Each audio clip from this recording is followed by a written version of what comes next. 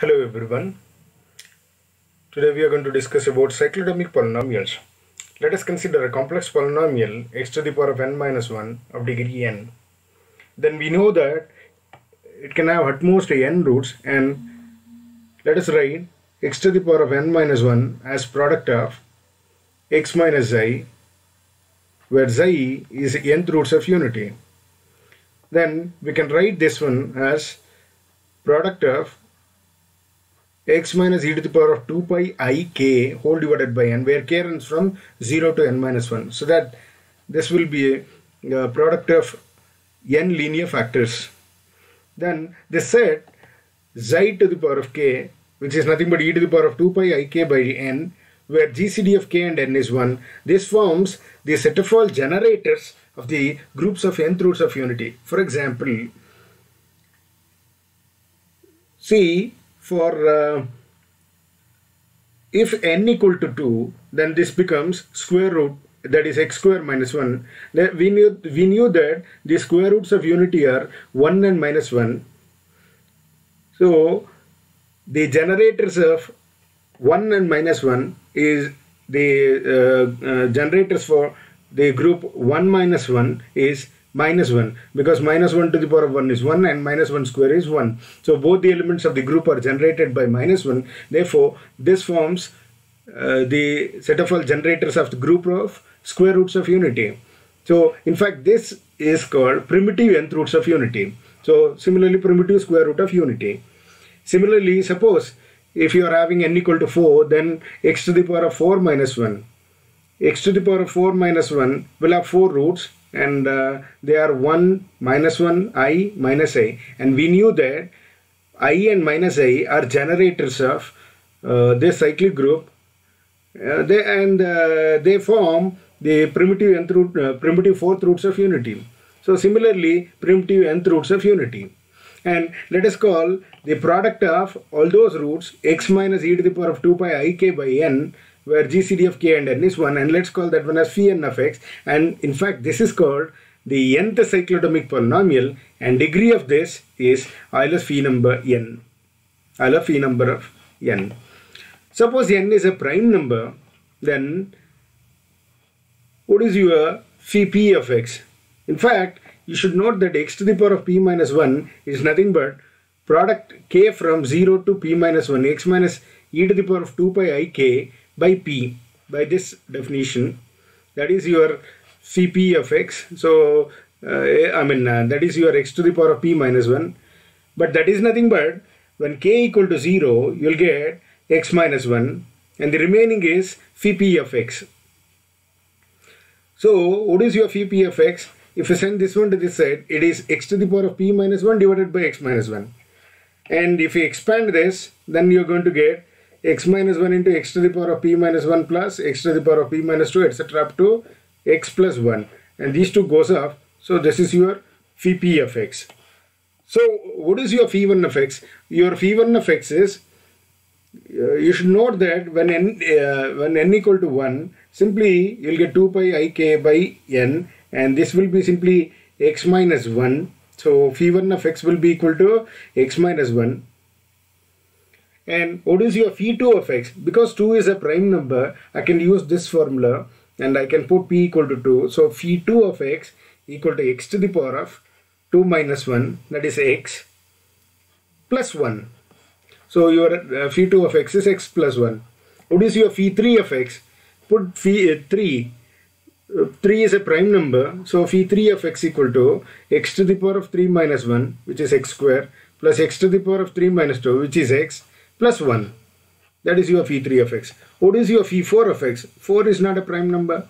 So we have to again go for the formula. So what is your phi 4 of x? It is product k from 0 to 3, where GCD of k and 4 is 1. Product of these entries. When k equal to 0, you will get x minus 1. When k equal to 1, you will get x minus I. When k equal to 2, you will get x plus 1. And when k equal to 3, you will get x plus I. So that product, or otherwise you can write x to the power of 4 minus 1, which is factored into x square minus 1 into x square plus 1. and the factor of this is x minus 1 into x plus 1, and factor of this one is x minus I into x plus I. But you should note that GCD of k and 4 must be 1. Suppose if you take 0, GCD of 0 and 4 is 4, which is not 1. So we have to remove the term which gives you the GCD other than 1. So we have to remove when k equal to 0. When k equal to 0, you'll get x minus 1. So I have to remove from this x minus 1, and GCD of 1 and 4 is 1, so I have to retain the term when k equal to 1, and GCD of 2 and 4 is 2. Therefore, I have to remove the term when k equal to 2. When k equal to 2, you'll get x plus 1. So I have to remove x minus 1 and x plus 1. So let me remove from this. Then you'll get x square plus 1. So your phi 4 of x is x square plus 1. Phi 5 is a prime number, so straight away you can write this one. And phi 6 of x, remember, if p is a prime number, your polynomial will be from 1 to p minus 1, x to the power of p minus 1. 1 plus x plus, etc. up to x to the power of p minus 1. 6 is not a prime number. So what are the numbers which gives you GCD with 6, 1 and less than 6? So numbers are 0, 1, 2, 3, 4, 5. So there are 6 numbers are there which are less than 6. But GCD of 6 and 0 is not 1. GCD of 2 and 6 is not 1. GCD of 3 and 6 is not 1. So we have to remove GCD of all these numbers. I mean, we have to remove all these numbers which gives you GCD other than 1. So let us remove them. X minus 1, x plus 1 and x square plus x plus 1. If you remove this, you will get x square minus x plus 1. That is your phi 6 of x. Now at given exercise, find phi 7, phi 8, phi 9 and phi 10 by the same way. Now let's move on to a theorem. The p cyclotomic polynomial phi p of x is irreducible in z of x and hence in q of x. And we know that if phi p of x plus 1 is irreducible, then phi p of x is also irreducible. So we'll prove phi p of x plus 1 is irreducible. Hence that implies that phi p of x is irreducible. We have discussed this in the earlier class. So let's move on to that proof. F of x, let us say f of x equal to phi p of x plus 1, but we knew that by this expression it is x plus 1 whole to the power of p minus 1 etc. up to 1. But in fact this is nothing but by the earlier result which we have written here. So I am using this one. So phi p of x is x to the power of p minus 1 by x minus 1. Similarly, phi p of x plus 1 is x plus 1 whole to the power of p minus 1 divided by x plus 1 minus 1. By that you are going to get this.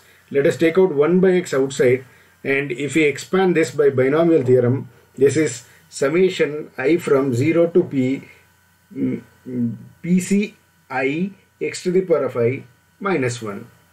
And what is the expansion of this? This is PCP or PC0, doesn't matter, both are one and the same. So PCP x to the power of 0 plus PC p minus 1 x to the power of 1 etc. up to PC1 x to the power of p minus 1 plus PC0 x to the power of p. You know the binomial theorem expansion, right? A plus b whole to the power of n is NC0 a to the power of n plus NC1 a to the power of n minus 1 into b etc. up to NCn a to the power of 0 into b to the power of n by that form. Now what is your x to the power of 0? It is 1. What is PCP? It is 1. So 1 and minus 1 gets cancels. Only these term will remain. So multiply all these by x. Now here xx gets cancelled. Remaining is PCP minus 1 that I have written here. Similarly, if you multiply this by x, you will get x to the power of p minus 2 into PC1. So that is remaining here. If you multiply this by x to the power of minus 1, you will get x to the power of p minus 1. And we know that PC0 is 1. So this much is remaining. Now club all these terms except the leading term. So x to the power of p minus 1 plus summation I from 1 to p minus 1. PCP minus I into x to the power of I minus I. Now remember, what is your PCI? you should note that your PCI is nothing but PCP minus I. That is nothing but P into P minus 1, etc. up to P minus of I minus 1, which is P minus I plus 1 whole divided by I factorial. And in fact, this is an integer. And so I factorial divides the product P into P minus 1, etc. up to P minus I plus 1. But you should note that GCD of P and I factorial is 1. Therefore, it has to divide the remaining product, that is P minus 1, etc. up to P minus I plus 1. So this product is divisible by I factorial. That means it is an integer, and so PCI is a multiple of P. Therefore, P divides PCI. So every PCI in general we are written PCI. So when I runs from 1, 2, 3, etc. up to P minus 1, it divides each and every coefficient. That means P divides this, P divides this, P divides this, P divides this. Therefore, P is dividing all the coefficients except the leading coefficient, because here leading coefficient is 1 and a prime number cannot divide 1. Thus, every coefficient of this polynomial is divisible by P and the leading coefficient is not divisible by P, and further P square cannot divide this term because P minus 1 is nothing but PC1, which is nothing but P, and P square cannot divide P.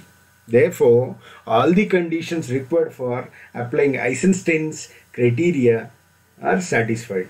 That is, leading coefficient is not divisible by P and all the coefficients are divisible by P other than leading coefficient, and P square does not divide the constant term. Therefore, we can apply Eisenstein's criteria. So Eisenstein's criteria says if all these conditions are satisfied, then Phi of x plus 1 is irreducible over Q. Thus, we knew that if Phi of x plus 1 is irreducible, then Phi of x is also irreducible over Q. This completes the proof. Now, next proposition.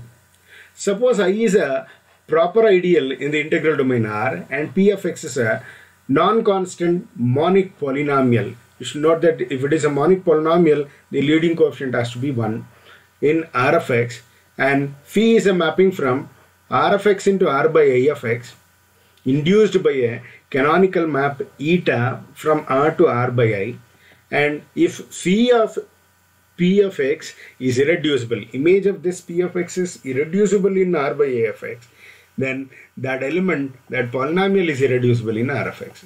We knew that the mapping from R to R of x is homomorphism and onto. We knew that the mapping from R of x to R by I of x is also onto. And we knew that the mapping R to R by I, which is a canonical map, is also onto. So by the same lines, this is also homomorphism and onto. So we knew we can define phi of image of any polynomial of this by a0 bar plus a1 bar x, etc. up to an bar xn, where a0 bar is nothing but ai plus I, because any element has to be of that form, where ai bar is nothing but eta of ei, because ai belongs to R. So eta of ei, which is ai bar, belongs to R by I. So let us assume that for the time being, because we have to show that P of x is irreducible, let's assume the contradiction that P of x is reducible. If P of x is reducible, then we know that we can write P of x as product of two polynomials, g of x and h of x, where none of the polynomials must be of degree 0.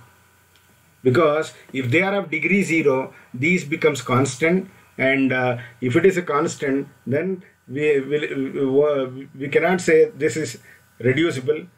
So since it is reducible, these two must be of degree greater than or equal to 1.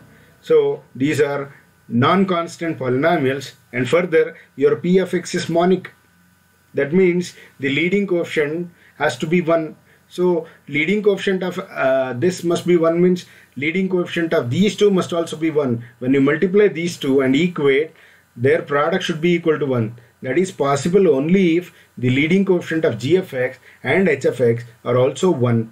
Therefore, so leading coefficient of this is 1 and leading coefficient of g of x is also 1. Leading coefficient of h of x is also 1. Therefore, they are monic polynomial in R of x. And we knew that phi is a mapping which is homomorphism and onto. Therefore, phi of p of x is equal to phi of g of x into h of x. But because it is homomorphism, we can write this one as phi of g of x into phi of h of x. And you should note that the image of p of x is, suppose p of x is of the form a0 plus a1x etc. up to an x to the power of n, then it should be of the form a0 bar plus a1 bar x etc. up to an bar x to the power of n, where a0 bar is nothing but ai plus I.